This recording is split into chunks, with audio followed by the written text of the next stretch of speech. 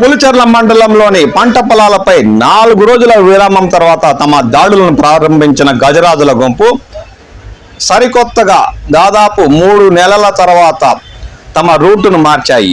గతంలో అయితే అవి వంకాలపాటివారిపల్లి మీదుగా పెద్దబెస్తపల్లి, అయవాళ్లపల్లి గ్రామ పంచాయతీ పరిధిలోని పంట పొలాలపై దాడులు కొనసాగించేవి.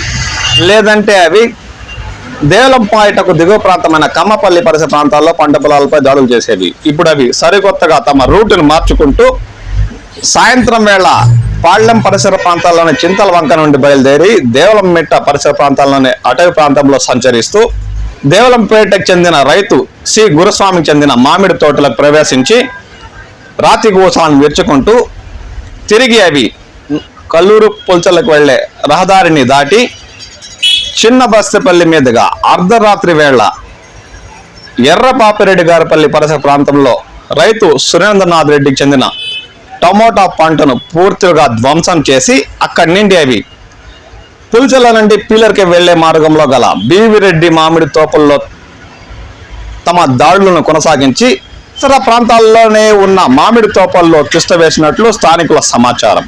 గత 3 నెలలుగా పుల్చెల మండలంలోని పంట పొలాలపై పరంపరగా దాడులు కొనసాగిస్తున్న ఈ గజరాజుల గుంపు మంగళవారం అర్ధరాత్రి మాత్రం తమ రూటును మార్చుకుని పులిచెర్ల నుండి పీలర్కి వెళ్లే మార్గంలో గల ఎర్రపాపిరెడ్డి గారిపల్లి పరిసర ప్రాంతంలోని మామిడి తోపల్లోని తిష్ట వేశాయి. దీంతో స్థానిక రైతుల్లో భయాందోళనలు మొదలయ్యాయి. అవి సాయంత్రం వరకు మామిడి తోపల్లోనే ఉంటాయా, లేదంటే ఉదయం వేళల్లో కూడా తమ దాడులను కొనసాగిస్తాయన్న ఆందోళన స్థానిక రైతుల్లో నెలకొని ఉంది. దీనికి కాలమే సమాధానం చెప్పాలి. పంట పొలాల వద్ద సంచరించే రైతులారా జాగ్రత్తలు వహించండి. తస్మాత్ జాగ్రత్త.